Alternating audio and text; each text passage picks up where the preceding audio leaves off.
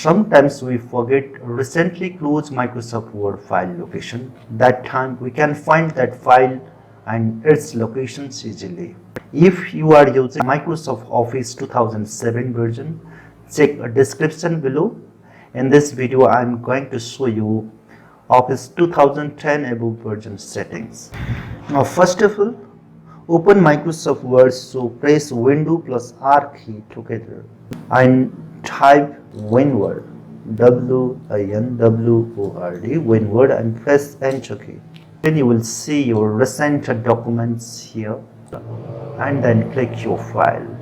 Example, this is my demo files here. Sometimes you save your file and not know the locations at that time. You can see, you go to this file and then go to info.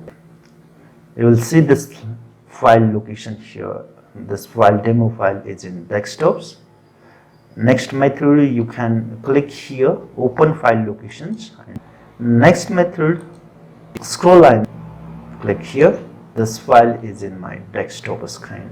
So in this way, we can find file locations in Microsoft Word.